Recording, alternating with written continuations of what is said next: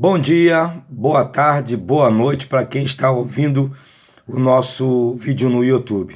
No final, não se esqueça de se inscrever e também de assinalar aí embaixo o sininho para você receber notificações. E também faça o seu comentário, entendeu? E não deixe de nos curtir, tá bom?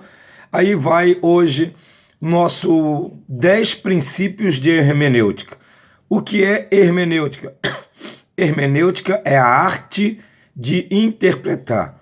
Como é que você quer pregar e você não estuda a hermenêutica sagrada? Como é que você vai estudar a homilética, que é a arte de pregar, e não estuda a hermenêutica, que é a arte de interpretar? Você vai saber pregar estudando homilética, mas não vai saber interpretar. Então fica difícil. Você vai forçar texto.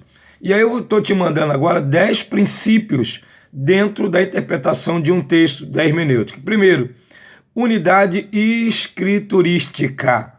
Sob a inspiração divina, a Bíblia ensina apenas uma teologia. Não pode haver diferença doutrinária entre um livro e outro da Bíblia. Todos se encaixam. Ou seja, não tem uma, duas, três, quatro interpretações da hermenêutica. Só existe uma. Espiritualmente falando, você pode extrair várias lições dentro de um texto, mas dentro da hermenêutica só existe uma interpretação. Você não pode simplesmente eu interpretar de um jeito, o outro interpretar de outro. Isso não existe dentro da hermenêutica. Existe unidade escriturística. A Bíblia se encaixa. Por exemplo, você vai estudar o livro de Salmos. Em português você tem 150 salmos, mas em hebraico você tem 5 livros, e esses 5 livros no hebraico equivalem ao Pentateuco. Olha como é que se encaixa. Do Salmo 1 ao 41, tu tem o livro 1 no hebraico, que é o livro do Gênesis. Do Salmo 42 ao 72, tu tem o livro 2, que é o livro do Êxodo. Do 73 ao 89, tu tem o livro 3, que é o livro de Levítico. Do 90 ao 106, tu tem o livro 4, que é o livro de Números. E do 107 ao 150, você tem o livro 5, que é o livro de Deuteronômio. Veja como é que se encaixa. Se você vai pregar sobre os evangelhos, você tem que estudar o período interbíblico, principalmente o livro de Malaquias, que é o último livro do Velho Testamento. Porque Malaquias, capítulo 3, ao contrário de que muita gente ensina que Malaquias só fala de dinheiro, negativo. Malaquias não fala só de dinheiro. Malaquias termina com uma profecia ao Velho Testamento, 430 anos sem nenhuma revelação de Deus, começa o Novo Testamento no livro de Gênesis, no livro de Mateus, perdão, e a profecia de Malaquias 3 se cumpre em Mateus capítulo 3. Veja, se você vai estudar Apocalipse, você tem que estudar Daniel, porque Daniel se encaixa com Apocalipse, porque Daniel é o Apocalipse do Velho Testamento. Então, unidade escriturística, você tem que ver isso. Segundo princípio de hermenêutica, deixe a Bíblia interpretar a Bíblia.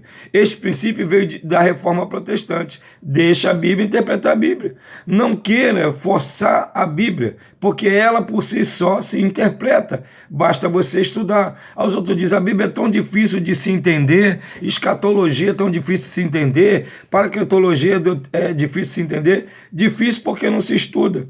Deuteronômio 29 diz o seguinte: as coisas ocultas são para Deus, e as reveladas são para nós e para os nossos filhos, para a nossa descendência. O grande problema de gente que não entende a Bíblia é porque quer entrar em assunto que não pertence a ele. Ele tem que entrar em assunto que já está revelado. Se já está revelado, é só você ir buscar a revelação, ok? Terceiro princípio de hermenêutica: jamais esqueça a regra áurea da interpretação, chamada por Orígenes de analogia da fé. O texto deve ser interpretado através do conjunto das escrituras e nunca através de textos isolados. Você não pode pegar um versículo, um texto isolado, para fazer doutrina. Você tem que seguir a regra de interpretação.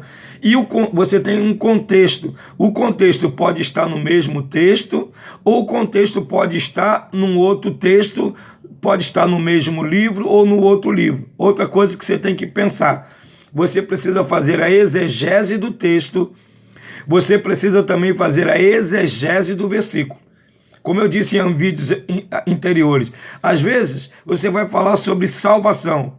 Só que você pega um texto fora de contexto. E aquele texto, o versículo, está falando sobre salvação. Porém, o contexto não fala sobre salvação. Então você tem que saber interpretar isso, senão fica muito difícil de sair uma boa pregação. Quarto princípio, sempre ter em vista o contexto do texto e do versículo.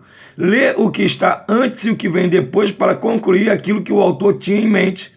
É isso que eu disse. Você precisa fazer a exegese. O que tem antes? Veja, Filipenses 4,19. Posso todas as coisas naquele que me fortalece. Todo mundo quer falar esse versículo.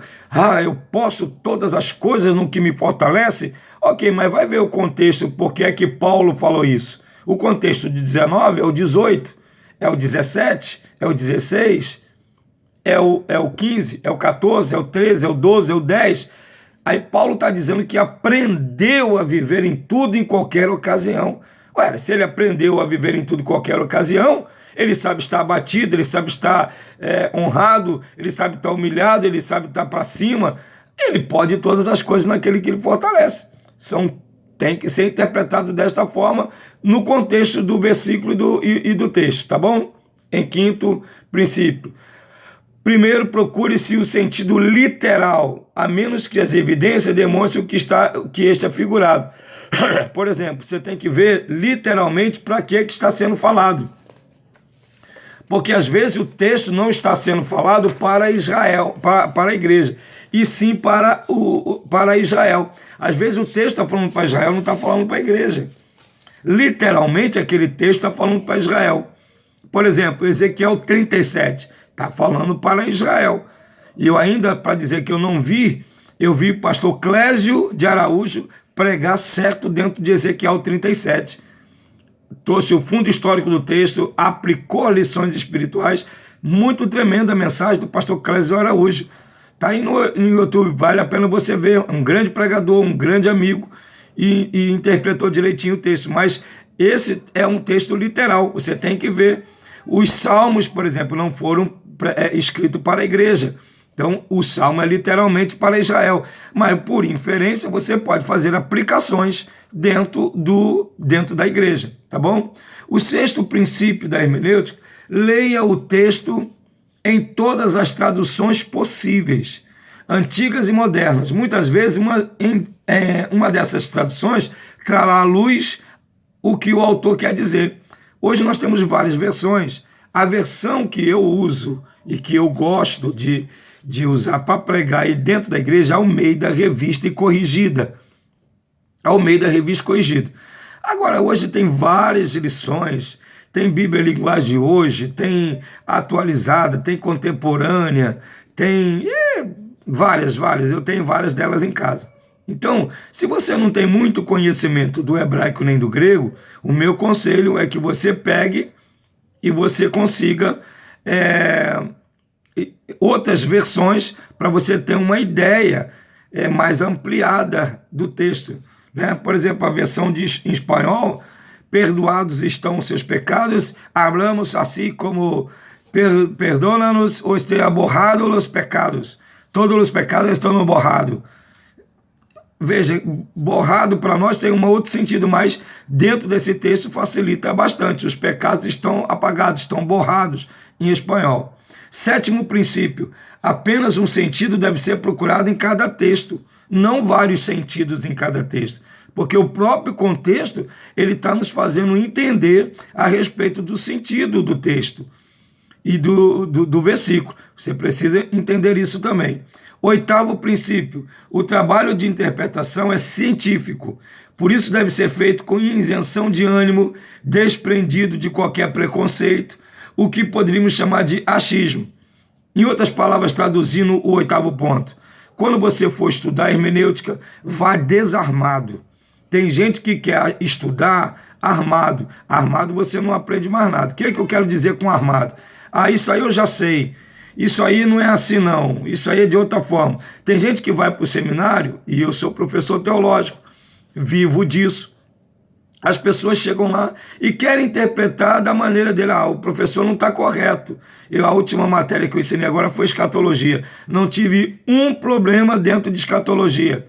Não tive um problema. Todos os meus alunos tiraram nota 10. Por quê? Porque eu não complico escatologia. Eu simplesmente explico dentro da Bíblia o que foi revelado. Eu não fico inventando coisas que não foram reveladas dentro da Bíblia. Não, todo mundo entende escatologia. Tá certo?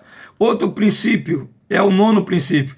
Aprender a ler cuidadosamente o texto e fazer algumas perguntas relacionadas com a passagem para chegar às conclusões, circunstâncias, e eu vou dar exemplo aqui. Então, aprender a ler cuidadosamente o texto. Leia o texto, depois releia. Se um versículo foi destacado para você, te chamou a atenção, veja a exegese do versículo, o que é que está dizendo. Tem um texto lá em Deuteronômio 28, versículo 13, se eu não estou equivocado, você vai ser cabeça e não cauda, você vai estar por cima e não por baixo, você vai ter para emprestar, não vai pedir emprestado. Todo mundo quer esse versículo. Só que a exegese do texto está falando de obediência. Se você obedecer, tu terá bênção. E se você não obedecer, tu terá maldição. Agora, a exegese do versículo, exegese do versículo 13 está no 12, está no 11, está no 10, está no 9, que está falando disso aqui, ó, dinheiro, semente. Então você só vai estar por cima e não por baixo quando você aprender a soltar o dinheiro para o reino de Deus. Olha que coisa interessante, está falando de dinheiro, a exegese do versículo. Então vamos aí a alguns exemplos que eu coloquei aqui. Aprender a ler cuidadosamente o texto e fazer algumas perguntas relacionadas com a passagem para chegar a conclusões ou circunstâncias. Por exemplo, depois que você leu, quem escreveu? Quem foi que escreveu aquele texto? Foi o profeta? Foi Deus que citou ao profeta? É um pensamento do profeta? Tem que saber isso. Segunda pergunta, qual o tempo e o lugar que escreveu? Em que época foi? Qual foi o tempo? Qual é o lugar que foi escrito aquilo? Se o lugar não é o Brasil, então você tem que prestar atenção. Se o lugar é a Palestina, você tem que prestar atenção. Terceira pergunta, por que escreveu? Por que foi escrito aquilo? Qual é a circunstância que levou ele a escrever aquilo ali? Quarta, a quem se dirigia o escritor? Essa palavra foi para quem? Foi para os judeus? Foi para os gentios? Essa palavra foi para quem? Foi para a Babilônia? Essa palavra foi para a igreja? Você tem que saber a quem se dirigiu o escritor. Não é pegar o texto e trazer lições espirituais do texto. Não. Você não está pregando correto. Quinto, o que o autor queria dizer com aquele texto? O que ele queria dizer com aquilo? Veja, isso se chama hermenêutica sagrada. Eu vou repetir as perguntas. Quem escreveu? Depois que você lê o texto, qual o tempo e o lugar que escreveu? Por que escreveu? A quem se dirigia o escritor? E o que o autor queria dizer com aquele texto? Você tem que saber interpretar isso. Você seguindo essas regras, você estudando hermenêutica, você vai ficar muito mais exigente na hora de pregar e também na hora de ouvir pregações. Fica muito complicado, porque você conhecendo o texto, aí você vê se a pessoa que está pregando está forçando o texto ou não está forçando o texto. E por último, princípio de hermenêutica, e eu encerro aqui o meu vídeo sobre como preparar um sermão.